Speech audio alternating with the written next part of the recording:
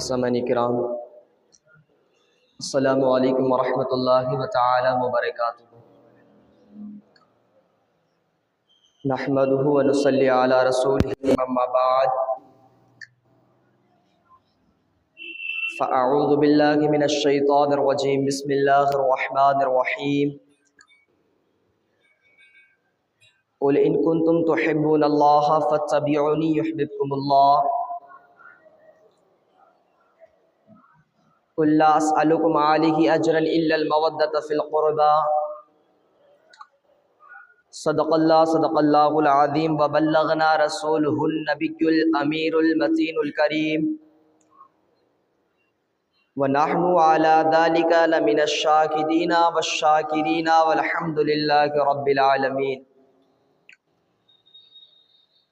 باغ توحید کے متوالوں، شمع رسالت کے پروانوں، غوث و خواجہ اور رضا کو چاہنے والوں، آئیے سب سے پہلے گنبد خضرا میں آرام فرمانے والے آقا و مولا، ہم غریبوں کے آقا، یتیموں کے ماوا، بے کسوں کے کس، بے سہاروں کے سہارا، حضور رحمت للعالمین، شفیع المذنبین، انیس الغریبین، سیار لامکان، نازس ہر دو جہاں، سرور کائنات محمد عربی محمد مصطفیٰ صلی اللہ تعالی علیہ وسلم کی مقدس بارگاہ میں اپنی غلامی کا ثبوت دیتے ہوئے درود شریف کا نذرانہ پیش کرے اور پڑھیے بآواز بلند، اللہم صلی علی سیدنا شفیعنا مولانا محمد بارک وسلم، صلو علیہ صلاۃ و سلام علیک یا رسول اللہ صلی اللہ تعالی علیہ وسلم۔ کہ ان 72 جانثاروں نے، ان 72 شہیدان کرب و بلا والوں نے، آقا کریم صلی اللہ علیہ وسلم کے غلاموں نے ان یزیدی لشکر کو کیسے کاٹ کے رکھا تھا اور ان یزیدی کے چھکے چھڑا دیے تھے۔ میرے آقا کریم صلی اللہ علیہ وسلم کے پیارے دیوانوں، ذرا آپ اسی بات پر اندازہ کریں اور اسی بات پر غور و فکر کریں کہ مقابلہ کیسا تھا۔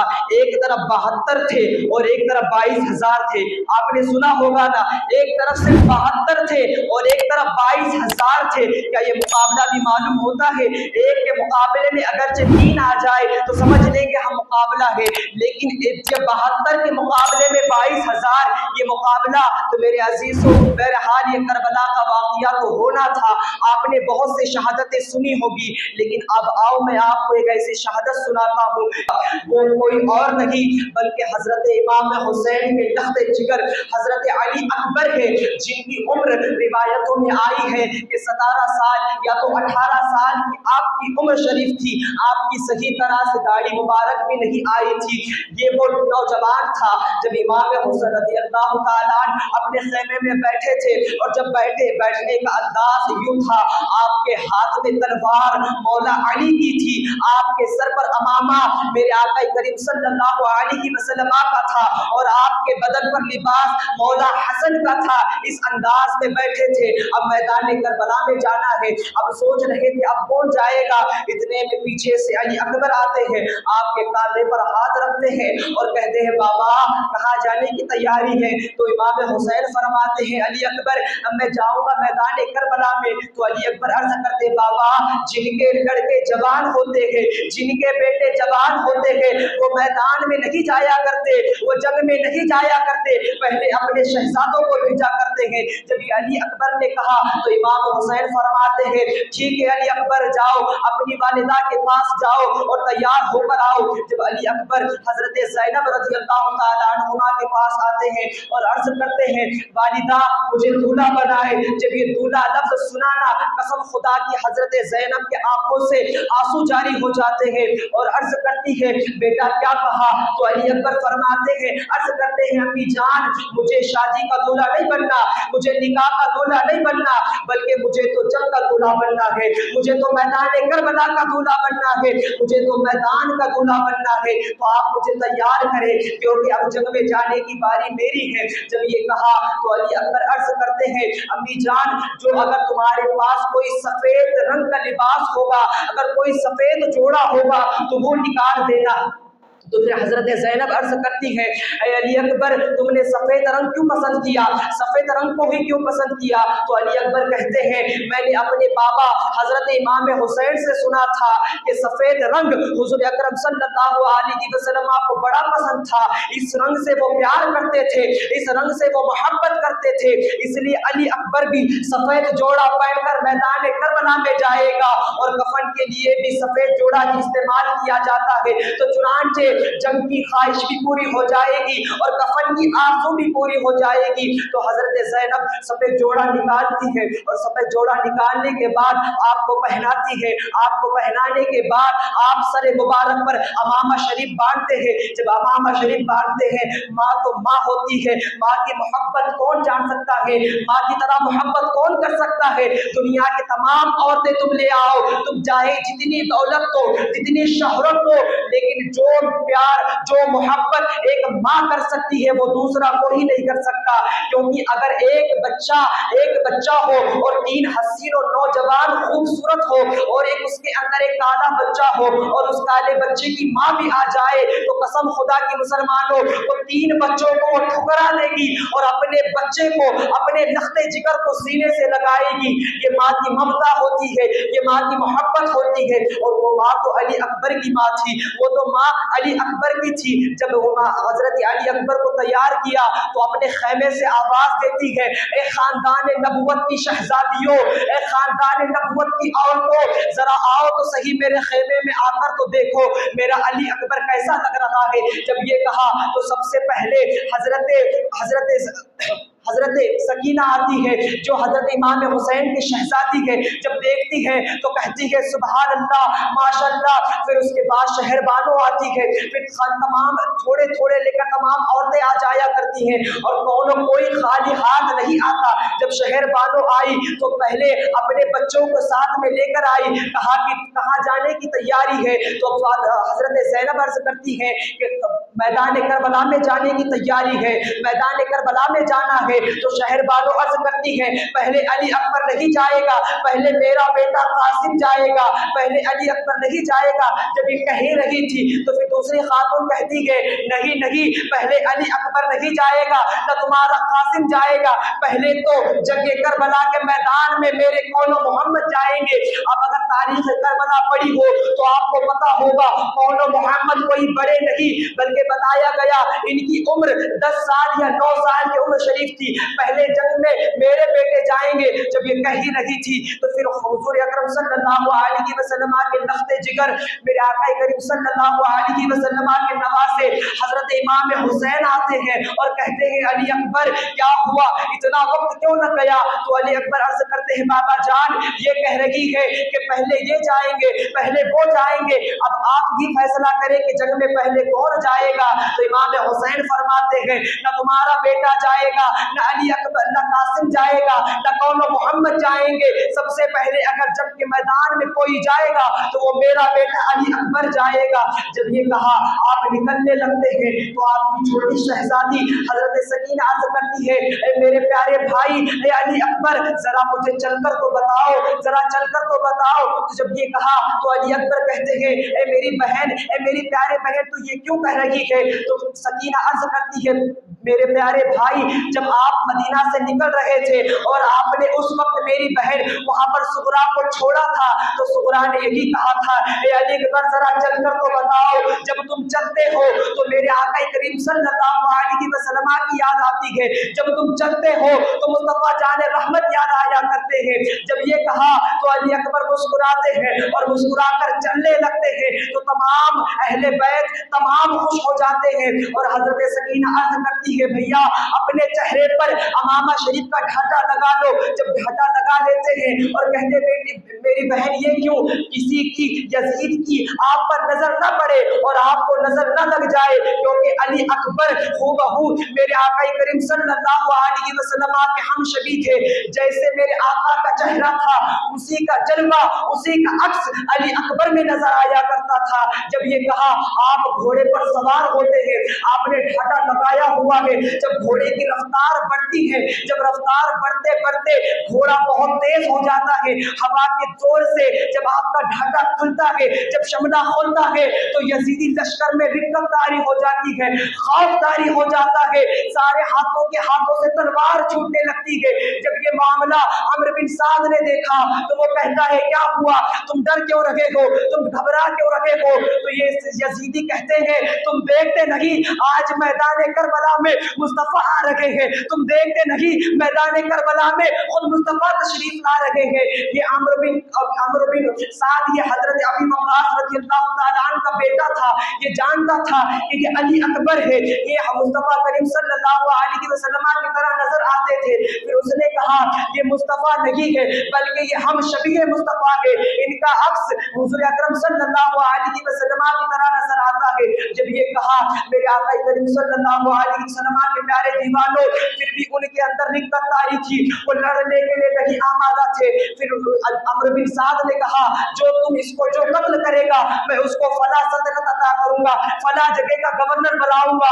तो फिर जब लालच आई, जब दौलत की लालच आई दिल में, तो बहुत से आगे बढ़ने लगे। और अली अकबर अपना घोड़ा लहराते हुए जब तलवारें निकाली, और तलवार निकालते निकालते इतने जालिमों को जहन्नम वाजिब कर दिया जिसकी कोई गिनती नहीं, सिर्फ काटते चले जा रहे थे। जब काटते काटते जब थक गए, तो जब एक उसके अंदर से यजीदी ने कहा, हम इसका मुकाबला नहीं कर सकते, अगर यूं ही रहा तो ये सारे यजीदी लश्कर को अकेला खत्म कर देगा, हम इसका मुकाबला नहीं कर सकते। तो उसमें से एक शिमर उठा और वो कहता है, मैं जानता हूँ इसको किस तरह कत्ल किया जा सकता है, इसको किस तरह रोका जा सकता है, बस मैं मेरा काम करूंगा, तुम किसी ऐसे निशान दरे को ढूंढो जिसका निशाना बहुत तेज हो और वो सीधा उसका निशाना चूक न पाए। और जैसे कि फिर शिमर हजरत अली अकबर के पास आता है और सिर्फ इतना कहता है, ए अली अकबर जरा बताओ तो सही मदीना किस तरफ है। जब ये कहा तो अली अकबर की आंखों से आंसुओं का सैलाब जारी होता है, फिर आपकी निगाहें मदीना की तरफ अपने चेहरे को फेर लेते हैं। जब मदीना देखते हैं तो आपकी बहन जिसका नाम सोहरा आपको याद आती है, क्योंकि आपने कहा था मैं तुमको 7 मुहर्रम को लेने के लिए आऊंगा, लेकिन जा न सके। जब ये कहा आपको बात आज याद आने लगी, आपकी आंखों से आंसू जारी होने लगे। इसी का फायदा उठाया और उस यजीदी ने आपके सीने मुबारक पर एक नेज़ा जोरदार मारा जो आपके सीने में लग गया, और सीने में लगने के बाद आप अपने घोड़े से नीचे गिर गए, और नीचे गिरते गिरते आपने आवाज लगाई, ए बाबा जान। जब ये आवाज आई तो इमाम हुसैन समझ गए अब मेरा बेटा शहीद हो चुका है। अब इमाम हुसैन मैदान करबला में आते हैं, और मैदान करबला में आने के बाद अपने नख्ते जिगर को अपने पैरों पर सुलाते हैं, अपने गोद में लेते हैं और अर्ज करते हैं, बेटा क्या शहादत का जाम पी लिया है? बेटा अर्ज करता है, बाबा जान मुझे अपनी बहन की बड़ी याद आ रही है, इसके खातिर मैंने ये सब हुआ। जब ये कहा मेरे आका करीम सल्लल्लाहु अलैहि वसल्लम के प्यारे दीवानों, फिर अली अकबर अर्ज करते हैं, बाबा जान ये नेज़ा बड़ी तकलीफ दे रहा है, ये नेज़ा बड़ा दर्द कर रहा है। जरा सोचो तो सही, जिसके सीने में कलीजे के अंदर नेज़ा लगा हो उसको किस कदर शदीद तकलीफ होती होगी। जब ये कहा इमाम हुसैन अर्ज करते हैं, बेटा जरा सा बर्दाश्त कर ले, थोड़ा सा बर्दाश्त कर ले, थोड़ा सा सब्र कर ले, फिर अल्लाह तबारक व तआला तेरी सारी मुश्किलात को आसान फरमा देगा। जब ये कहा तो अली अकबर अर्ज करते, बाबा जान आप ऐसा करें, इस नेज़े को निकाल ले, इस नेज़े को निकाल ले, क्योंकि मेरा थोड़ा दर्द तो कम हो जाएगा। जब ये कहा तो इमाम हुसैन कहते, बेटा अगर मैं इस नेज़े को निकालूंगा इसकी वजह से तुझे तकलीफ होगी, और तकलीफ की वजह से तुम्हारे ज़बान हाल से कहीं ये अल्फाज न निकल जाए, हाय मेरे अल्लाह कहीं ये अल्फाज न निकल जाए, और मेरा मालिक बड़ा बेनियाज है, हमारी सारी कुर्बानियों को हमारे ऊपर न फेंक दे, हमारे मुंह पर न डाल दे। तो अली अकबर कहते हैं, बाबा जान मुझे याद है मैंने पढ़ा था जब हजरत इब्राहिम अलैहिस्सलाम ने अपने लख्ते जिगर हजरत इस्माइल के गर्दन पर छुरी चलाना चाही, तो हजरत इस्माइल अलैहिस्सलाम ने इजाजत दे दी थी और सब्र का दामन नहीं छोड़ा था। मुझे कसम है अपने दादा की कसम खुदा की, आप मुझे साबित पाओगे और साबिर पाओगे, आप अपना काम करें और मैं अपना सब्र का दामन नहीं छोड़ूंगा।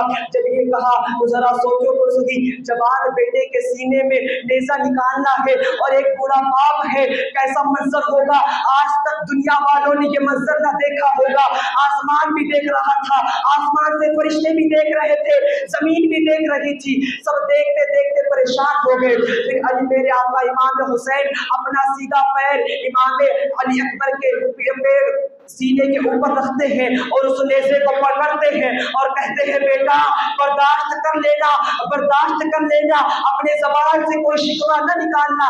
جب نیزے کو پکڑا, جب نیزے کو کھینچنے ہی والے تھے تو زمین ہلنے لگ جایا کرتی ہے اور عرض کرتی ہے امام حسین تو تو حسین ہے, تیرا کردار اعلیٰ ہے, تیرے بیٹے کا کردار اعلیٰ ہے, میں تجھ طرح نہیں بن سکتی لیکن میں زمین ہوں, میں برداشت نہیں کر سکتی, میں اس کو سہ نہیں سکتی. اگر تو نے نیزہ نکالا تو میں ہل کر تباہ ان یزیدیوں کو زمین کے اندر دھسا دوں گی, میں برداشت نہ کر سکوں گی. امام حسین عالم جلال میں آ کر زمین پر ہاتھ مارتے ہیں اور کہتے ہیں اے زمین خاموش ہو جا, جب میرا بیٹا اس پر راضی اور میں اس پر راضی اور میرا خدا اس پر راضی تو کون ہوتی ہے ہلنے والی. زمین رک جایا کرتی ہے. جب زمین رک گئی امام حسین نیزے کو پکڑتے ہیں اور نیزے کو پکڑنے کے بعد جب نیزے کو کھینچتے ہیں تو قسم خدا کی مسلمانوں ایسا منظر کسی نے نہیں دیکھا ہوگا. جب نیزے کو نکالا تو آپ کے جگر کے چھوٹے چھوٹے ٹکڑے اس نیزے کے ساتھ نکل کر آئے. ذرا سوچو تو صحیح وہ کیا منظر ہوگا. ایک باپ اپنے بیٹے کے سینے سے نیزہ نکال رہا ہوگا. جب نیزہ نکالا علی اکبر نے برداشت کر لیا. جب برداشت کر لیا پھر گود میں اٹھاتے ہیں اور گود میں اٹھانے کے بعد کہتے ہیں بابا جان آپ میرے چہرے طرف کیوں نہیں دیکھ رہے, تو بیٹا بیٹے کی طرف کیوں نہیں دیکھ رہے. تو امام حسین فرماتے ہیں نزا کا وقت ہے, نزا کے وقت انسان کو بہت پیاس لگتی ہے, اگرچہ اسے ساتوں سمندر کا پانی پلا دیا جائے تو تب بھی اس کی پیاس بجھ نہیں سکتی. اور تو ہم پہلے 3 دن سے پیاسے ہو, اگر تم نے پانی کا سوال کر دیا تو میں کیا کروں گا. تو میرے علی اکبر نے عرض کی بابا جان آپ میرے چہرے پر نظر ڈالے, میں آپ کو قرآن پڑھ کر سناؤں گا جو آپ نے مجھے سکھایا تھا, اور جہاں پر میں قرآن پڑھنا بند کر دوں آپ وہاں سے شروع کر دینا. پھر علی اکبر قرآن پڑھتے چلے جاتے ہیں. جب پڑھتے چلے جاتے ہیں پھر آپ کی آواز دھیمی ہونے لگتی ہے, آپ کی آواز ذرا کانوں تک نہیں آتی. پھر آپ حالت قرآن پڑھتے پڑھتے شہید ہو جاتے ہیں. جب شہید ہو گئے امام حسین وہاں سے قرآن کو پڑھنا شروع کر دیتے ہیں, اور جب قرآن پڑھتے پڑھتے جب خیمے تک پہنچ جاتے ہیں اپنے بیٹے کو سامنے رکھتے ہیں, اور سامنے رکھنے کے بعد پھر کہتے ہیں اب کون جائے گا, اب میدان میں تو مجھے جانا ہے, اب میدان میں تو مجھے جانا ہے. جب یہ بات کہہ رہے تھے تو اس میں پھر شہر بانو پھر واپس آتی ہے اور عرض کرتی ہے یہ آقا امام حسن کی بیوی ہے, ایک شہید کی بیوی ہے. اور میرے عزیزو ایک بات یاد رکھنا, کربلا کے میدان میں صرف امام حسین کی, صرف امام حسین کے بیٹے یا امام حسین کے شہزادے نہیں بلکہ امام حسن کے شہزادے بھی شہید ہوئے ہیں. امام حسن کے 4 شہزادے میدان کربلا میں شہید ہوئے جن کے نام یہ ہے, ایک حضرت قاسم رضی اللہ تعالیٰ عنہ, دوسرے حضرت عبداللہ رضی اللہ تعالیٰ عنہ, اور تیسرے حضرت ابو بکر رضی اللہ تعالیٰ عنہ, اور چوتھے حضرت عمر رضی اللہ تعالیٰ عنہ. میں ان ظالموں سے کہتا ہوں جو یہ کہتے ہیں کہ حضرت ابو بکر اور عمر نے حضرت زہرا کا حق مارا تھا. ذرا بتاؤ تو صحیح, جب حق مارا تھا تو حضرت امام حسین نے اور حضرت امام حسن نے ان صحابیوں کے ناموں پر اپنے بیٹے کے نام کیوں رکھے. اب میں آپ سے پوچھتا ہوں, آپ مجھے بتاؤ اگر آپ کا کوئی بڑا بزرگ ہوگا, اگر آپ اس سے محبت کرتے ہوں گے تو اپنے لگتے جگر کا نام اس کے نام پر رکھتے ہیں یا نہیں؟ یہی قانون ہے, یہی رکھتے ہیں. اگر آپ کسی سے نفرت کرو گے تو اس کا نام اپنے بچے کا نہیں رکھو گے بلکہ جس سے محبت ہوگی اس کا نام رکھو گے. تو امام حسن نے بتا دیا ہم صحابہ والے بھی ہیں اور ہم اہل بیت والے بھی ہیں, تو الحمدللہ اے سنیوں اپنی قسمت پر قربان جاؤ. نہ تو ہم خارجی ہیں, نہ تو ہم رافضی ہیں, نہ تو ہم وہابی ہیں, نہ تو ہم دیوبندی ہیں, کیونکہ صحابہ بھی ہمارے, اہل بیت بھی ہمارے, اور میرے آقا کریم صلی اللہ علیہ وسلم بھی ہمارے ہیں۔ میرے آقا کریم صلی اللہ علیہ وسلم کے پیارے دیوانوں، یہ داستان کربلا کا ایک واقعہ آپ کے سامنے پیش کیا۔ ذرا سوچو تو صحیح، وہ 17 سال کے ہونے کے باوجود بھی جب میدان کربلا میں جا سکتے ہیں تو ذرا سوچو ہم آج اتنی تعداد میں ہونے کے باوجود بھی ظالموں سے کیوں کتراتے ہیں، ظالموں سے کیوں ڈرتے ہیں؟ میرے عزیزوں، ایک بات یاد رکھو، کل نفس ذائقۃ الموت، ہر نفس کو موت آنی ہے، چاہے تم بستر پر ہو، چاہے تم بڑے عالیشان محل میں رہتے ہو، موت وہاں بھی آئے گی، موت یہاں بھی آئے گی۔ لیکن اگر جو میدان امن میں آتے ہیں، جو میدان میں آ کر شہید ہو جاتے ہیں، تو ان کو قرآن یاد رکھتا ہے، ان کو تاریخ زندہ رکھا کرتی ہے، اور جو ایسے ہی مر جایا کرتا ہے وہ بس 2 سال 5 سال اور زیادہ سے زیادہ 10 سال تک یاد رہے گا۔ لیکن ذرا سوچو 1400 سال سے زائد کا عرصہ گزر گیا، آج بھی شہید کربلا کا ہم واقعہ سنتے ہیں، آج بھی جنگ بدر کے شہید کا واقعہ ہم سنتے ہیں۔ آخر کیوں؟ کہ انہوں نے اپنی ساری زندگی میرے آقا کریم صلی اللہ علیہ وسلم کے قدموں میں گزار دی، اور صرف اللہ اور اس کے رسول پر اپنا سب کچھ قربان کر دیا۔ جب ہم بھی اپنے عمل میں، اپنی زندگی میں، اپنے کردار میں جب یہ سب لے کر آئیں گے تو قسم خدا کی مسلمانوں، پھر تمہیں کسی جنگ میں جانے کی ضرورت نہیں۔ بس میں تو صرف اتنا کہتا ہوں، تم بس صرف داڑھی رکھنا شروع کر دو اور سر پر ٹوپی لگا دو۔ قسم خدا کی مسلمانوں، جو آج بارش میں بھوگتے ہیں ہم اسلام کو مٹا دیں گے، بس تمہارے چلنے پھرنے سے ان کی موت ہو جائے گی، کیونکہ جن کو چھری اور تلوار نہیں چبھتی ان کو داڑھی چبا کرتی ہے، ان کو ٹوپی چبا کرتی ہے۔ میرے آقا کریم صلی اللہ علیہ وسلم کے پیارے دیوانوں، اب آؤ میں آپ کو اور ایک داستان کربلا کا ایک شہید کی قربانی سناؤں گا، پھر آپ کے سامنے سے رخصت ہو جاؤں گا۔ اب آؤ، حضرت امام حسن، جو میں عرض کر رہا تھا، شہر والوں امام حسین کے پاس آتی ہے اور عرض کرتی ہے، اے امام حسین، اب تمہارا بیٹا بھی شہید ہو چکا ہے، اب میرے قاسم کو اجازت دے دو جنگ کربلا میں جانے کی، قاسم کو اجازت دے دو۔ جب یہ کہا، امام حسین کہتے ہیں، نہیں بھابھی، میں اجازت نہیں دے سکتا، کیونکہ امام حسن نے میرے بھائی نے اپنے بیٹے کو میرے حوالے کیا تھا، اس کی مجھے دیکھ بھال کرنا ہے، اور پہلے ہی میں نے اس کو 3 دن سے پانی نہ پلا سکا ہوں، اب میدان کربلا میں کیسے بھیجوں؟ جب یہ کہا تو قسم خدا کی حضرت شہر والوں کی آنکھوں سے آنسو جاری ہو جاتے ہیں اور وہاں سے نکل جاتی ہیں۔ اب جب نکلنے کے بعد اپنے خیمے میں آتی ہے، اب امام حسن کی بڑی یاد آ رہی تھی، اپنے بڑے غم میں یاد آیا کرتے ہیں، ان کو یاد کر کر جب آپ رو رہی تھی، روتے روتے آپ کی نظر امام قاسم پر پڑتی ہے۔ جب امام قاسم پر نظر پڑی تو آپ کے گلے کے اندر ایک تعویذ تھا۔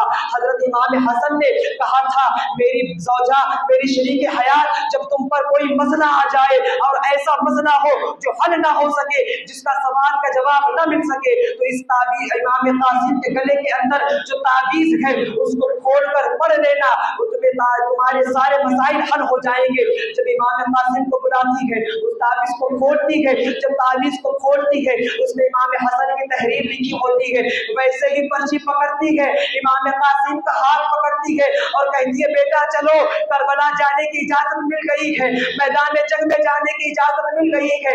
اپنے بیٹے کو لے کر امام حسین کے خیمے میں آتی ہے اور کرتی ہے، امام حسین یہ پرچی لو اور پڑھو، یہ امام حسن کی وصیت تھی۔ جب امام حسین اس پرچی کو پڑھتے ہیں تو آپ کی آنکھوں سے آنسو نکلتے ہیں۔ اس پرچی میں لکھا ہوا یہ تھا، اے میرے بھائی، ذرا سن، جب میدان کربلا میں تو جب جائے گا تو تیرے بچے بھی شہید ہو جائیں گے، تیرے بہت سے اہل بیت شہید ہو جائیں گے، بہت سے جانثار شہید ہو جائیں گے، لیکن تو میرے بیٹے کو کربلا جانے کی اجازت نہیں دے گا، تو میدان میں جانے کی اجازت نہیں دے گا، کیونکہ میں نے تجھے اس کو تیرے حوالے کیا تھا اس وجہ سے۔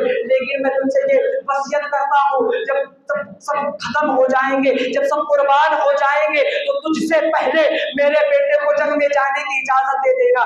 جب یہ پڑھا تو امام قاسم عرض کرتے ہیں، اب مجھے اجازت دے دے کہ میں جنگ میں جاؤں۔ پھر حضرت شہر والوں آپ کو تیار کرتی ہے اور 3 باتیں ارشاد فرماتی ہے، بیٹا جب جنگ میں جاؤ تو ان ظالموں سے کہنا، یہ نہ کہنا کہ میں امام حسن کا بیٹا ہوں، بلکہ یہ کہنا میں امام حسین کا غلام ہوں، کیونکہ ہم इमाम हुसैन के मानने वाले हैं, ये उनकी आपस की मोहब्बत थी, वो जाने और अल्लाह जाने। बहरहाल उन्होंने ये कहा और दूसरी वसीयत ये की, उनसे ये ना कहना कि मुझे इमाम हुसैन ने भेजा है, बल्कि मुझे मेरे इमाम हसन ने भेजा है। जब ये बात कहकर जब आप घोड़े पे सवार होकर और जब निकलती है, जब निकलने लगते हैं, तो फिर आखिरी बात इरशाद फरमाती है, बेटा मैंने तुम्हारा नाम कासिम रखा है, और कासिम का माना होता है बांटने वाला। तो एक बात याद रखना, ए कासिम, या तो काट के आना या तो फिर कट के आना है, ऐसे ही नहीं आना। जब जंग में निकल चुके, ये जरा देखो तो सही, एक माँ थी जो अपने बेटे को जंग में यूं तरबियत करके भेज रही थी। जब जंग में निकले और जब जंग में निकले ना, जब मैदान में आए, तो इमाम कासिम की भी उम्र ज्यादा बड़ी नहीं थी। आप तारीख पढ़ो तो पता चलेगा 17 या 20 साल से छोटे ही इमाम कासिम भी थे। जब मैदान में आए, जब ये देखकर यजीदी ने सोचा ये तो बच्चा लगता है, इससे क्या मुकाबला करेंगे। तो इमाम कासिम जब घोड़े पर थे तो उन्होंने दर्द का नारा लगाया, कोई है मुझसे मुकाबला करने वाला। जब ये नारा लगाया तो उसमें से अम्र बिन साद ने किसी एक बड़े ताकतवर इंसान को मुख्तब किया और उसने कहा जाओ तुम इसको जाकर कत्ल कर दो। तो उसने कहा इसके मुकाबले में मैं जाऊं, इसके लिए तो मेरा बेटा काफी है। उसके बेटे को भेजता है। जब उसका बेटा आया ना, तो वो कहता है तुम जानता हो, यजीदी की फौज की तरफ से जो आया, वो कहता है तुम जानते हो मेरे बाप के चर्चे तरह तरह पर होते हैं, मेरे बाप के बहुत बड़े चर्चे हैं, मेरा बाप बड़ा बहादुर है और उसने मुझे तलवारबाजी सिखाई है। जब ये कहा, इमाम कासिम कहते हैं तो तुझे जिसने सिखाया होगा, लेकिन मुझे सिखाने वाला कोई और नहीं बल्कि अब्बास है, मुझे सिखाने वाला कोई और नहीं, इमाम हुसैन है। जब ये कहा ना, तो उसको गुस्सा आ गया। जब गुस्सा आने के बाद वो कहता है ठीक है वार करो। जब ये कहा, इमाम कासिम कहते नहीं, मुझे मेरे घर वालों ने ये नहीं सिखाया कि पहले वार किया जाए, पहले तुम वार करो, मैं रोकूंगा। जिसने फिर और गुस्सा आ जाता है, फिर गुस्से के आलम में वार करता है। इमाम कासिम उसके वार को रोकते हैं, फिर वार करता है, फिर रोकते हैं, फिर वार करता है, फिर रोकते हैं। मुसलसल 11 या तो 17 मरतबा वार किया, इमाम कासिम रोकते रहे। और जब रोकने के बाद कहा अब मेरी बारी है, अब मेरे वार को रोक के बताओ। इमाम कासिम जब वार करते हैं, कसम खुदा की तारीफ गवाह है, जब आपने वार किया तो तलवार टूटकर उसके सर से इतनी तलवार निकल गई और उसका एक टुकड़ा इस तरफ जा गिरा और दूसरा टुकड़ा उस पार जा गिरा। ये इमाम कासिम की शुजाअत थी। ऐसे ही आपने बहुत सौ को काटा। जब काटते काटते जब देख रहे थे, हजरत अब्बास वहां पर टीले पर खड़े होकर देख रहे थे। जब इमाम कासिम लड़ रहे थे, अब अब्बास हम हजरत इमाम हुसैन के पास जाते हैं और कहते हैं इमाम हुसैन जरा आओ तो सही, देखो तो सही मेरा कासिम किस तरह लड़ रहा है, हमारा कासिम यजीदियों को किस तरह काट रहा है। जब इमाम हुसैन का हाथ पकड़ कर लाते हैं और जब देखते हैं इमाम कासिम काटते चले जा रहे थे, तो हजरत इमाम हुसैन ने आवाज लगाई, ए कासिम रुक जाओ, ए कासिम रुक जाओ। क्योंकि इमाम कासिम को जब रोका, इमाम कासिम को रोककर फरमाते हैं ए कासिम रुक जाओ, अगर तुम्हारी तलवार न रुकी तो तुम इन जालिमों को फनाफिन्नार कर दोगे। और तारीख लिखने वाला यूं तारीख लिखेगा, इमाम कासिम वो है जिसने अकेले यजीदी 22,000 के लश्कर को काट कर यजीदी महल पर हुसैयत का परचम लहरा दिया। अगर तुम्हारी तलवार यूं ही चलती रही तो तारीख यूं लिखी जाएगी। जब इमाम कासिम को रोका, इमाम हुसैन ने कहा हम काटने के लिए नहीं आए हैं बल्कि हम तो कटने के लिए आए हैं। जब ये कहा, जब कह ही रहे थे, एक जालिम ने आप पर वार किया और फिर आपकी शहादत हो गई।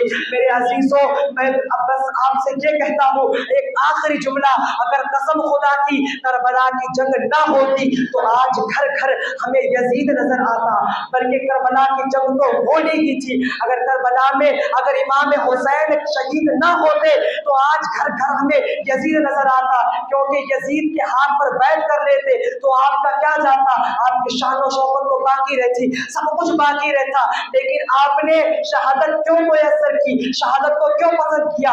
वो इस वजह से क्योंकि यजीद नमाज तो पढ़ता था लेकिन अय्याशी में भी मशगूल रहता था, जिनाकारी को आम कर दिया था, फहशकारियों को आम कर दिया था, शराब को आम कर दिया था। हर जो बुरे काम है मुस्तफा करीम सल्लल्लाहु अलैहि वसल्लम के शरीयत के खिलाफ काम करने लगा था। तो इमाम हुसैन ने फरमाया था, मैं सर तो कटा सकता हूँ लेकिन सर झुका नहीं सकता। ये तारीख बताई और इमाम हुसैन ने अपने घर का घर कुर्बान कर दिया। और जरा सोचो तो सही, आज हम इमाम हुसैन का महीना आने पर किस कदर अय्याशी में मशगूल हो जाते हैं, ढोल ताशे बजाकर गली कूचों से निकलते हैं। जरा मुझे बताओ तुम किस तरह इमाम हुसैन का गम मनाते हो? तुम मुझे बताओ, अगर तुम्हारा बेटा मर जाए, क्या तुम औलाद मर जाने के गम में क्या तुम ढोल बजवाओगे? ढोल बजवाओगे नहीं मेरे अजीजों। तो फिर आज इमाम हुसैन के शहादत पर ढोल क्यों बजाते हो? मेरे अजीजों याद रखो, मातम करने वाले और है, मोहब्बत करने वाले और है, गम तो हमें भी है, लेकिन शरीयत ने इसकी इजाजत नहीं दी, बल्कि सिर्फ 3 दिन तक शहीद जो मरता है उसका गम मनाने की इजाजत है, उससे ज्यादा सोच की इजाजत नहीं है। इससे ज्यादा अगर किसी को इजाजत है तो वो सिर्फ उस बीवी को है जिसका शौहर मौत हो जाए, और सिर्फ उसको 4 महीने तक की इजाजत है, इतने साल तक की इजाजत नहीं है। तो अपने आप को बदलो, अपने अंदर यजीदी किरदार को न बनाओ अपने अंदर, बल्कि हुसैनी किरदार को पैदा करो अपने अंदर। आका इमाम हुसैन की मोहब्बत पैदा करो, आका इमाम हुसैन की शुजाअत पैदा करो, अली अकबर के किरदार को अपनाओ, और जालिमों को बता दो आज भी हम इमाम हुसैन के किरदार पर है। हम अपना सर तो कटा सकते हैं लेकिन सर झुका नहीं सकते। हम जालिमों को सिर्फ इतना कहेंगे, तुम जो चाहे वो कर लो। अगर ये तुम जो नजर आ रहे हैं, अगर ये नारे तकबीर के साथ निकल गए और इनके अंदर शहादत का जज्बा आ गया और इनके अंदर इमाम हुसैन की शुजाअत का कतरा आ गया, अली अकबर की मोहब्बत का कतरा आ गया, तो फिर दुनिया देखेगी कयामत आने से पहले दूसरी कयामत मोहम्मद के गुलामों ने न बना दी, तो फिर दुनिया वालों तुम कहना। बल्कि हम तो इतना कहेंगे, आज तो हम हुज़ूर मेरे आका करीम सल्लल्लाहु अलैहि वसल्लम से मोहब्बत तो दिल में है लेकिन इसको जगाने की देर है। मोहब्बत आका की हमारे दिल के अंदर है, किसी कोने में क्यों ना हो लेकिन मोहब्बत है। मुझे इतना जरूर पता है, मैं ये जरूर कह सकता हूँ कि हर किसी के अंदर आका की मोहब्बत है, लेकिन सिर्फ उसको बेदार करने की देर है। जब वो बेदार हो जाएगी तो फिर किसी को कहने की जरूरत नहीं होगी, फिर किसी को नमाज की दावत देने की जरूरत नहीं होगी, किसी को जिनाकारी से, मक्कारी से, अय्यारियों से, अय्याशियों से रोकने की जरूरत नहीं होगी, बल्कि वो खुद सोचेगा, वो खुद सोचेगा। मैं आपको एक बात बताता हूँ और फिर रुखसत हो जाऊंगा। मेरे आका करीम सल्लल्लाहु अलैहि वसल्लम के प्यारे दीवानों, जरा मुझे बताओ तो सही, ये अमामा शरीफ अगर मैं आपके सर पर रख दूं और जब आपके सर पर होगा, जब दाढ़ी आपके चेहरे पर होगी, क्या तुम जिना के अड्डों में जाओगे? क्या तुम शराब के अड्डों पर जाओगे जहां पर गाली गलौज हो रहा हो, अय्याशी हो रही हो, उस जगह पर ठहरने को पसंद करोगे? नहीं, हरगिज नहीं। क्यों? क्योंकि तुम्हारे सर के ऊपर अमामा शरीफ होगा, तुम्हारे चेहरे पर दाढ़ी होगी। मेरे अमामी की तो अलग बात है। मेरे अजीजों, मैं तुमसे कहता हूँ, तुम्हारी निस्बत तो मदीने वाले गुंबद खजरा वाले से है, मदीने वाले से है। तुम्हारी गर्दन के अंदर तो गौसे आजम का पट्टा है, तुम्हारे गर्दन के अंदर तो गरीब नवाज का पट्टा है, हमारी गर्दन के अंदर तो आला हजरत का पट्टा है। तो फिर जरा सोचो, जब ये निस्बतें होने के बावजूद हम ज़िनाकारी की तरफ क्यों जा रहे हैं? क्योंकि हमारा ईमान कमजोर हो चुका है। अगर ईमान को बढ़ाना है, ईमान को मजबूत करना है, तो बस कुछ ना करना, सिर्फ मेरे आका की बातें याद कर लो, मेरे आका की बातें सुनना शुरू कर दो, आला हजरत को पढ़ो। जब आला हजरत के कलाम पढ़ोगे ना, कसम खुदा की मुसलमानों, फिर तुम्हारे अंदर ऐसा जज्बा पैदा हो जाएगा, ऐसा जज्बा आएगा कि दुनिया वाले देखते रह जाएंगे, और तुम गुजर भी जाओगे तो किसी की गर्दन तुम्हारे सामने उल्टी भी नजर नहीं आएगी। क्योंकि बरेली की कलंदर ने कहा था ना, ये नाज, ये अंदाज हमारे नहीं होते, झोली में अगर टुकड़े तुम्हारे नहीं होते, और मिलती न भीख हुजूर आपके दर से, इस थाट से मंगतों के गुजारे नहीं होते, और बेदाम ही बिक जाइए बाजारे मुस्तफा में, इस शान के सौदे में खसारे नहीं होते। और जो बाजारे मुस्तफा में बिक जाता है, जब बिकता है तो कसम खुदा की वो ऐसा उबरता है, ऐसा उबरता है, फिर कहने वाले उसे आला हजरत कहते हैं, फिर कहने वाले उसे मुजद्दिद आजम कहते हैं, कहने वाले उसे शहीद आजम कहते हैं, कहने वाले उसे ताजुश्शरिया कहते हैं।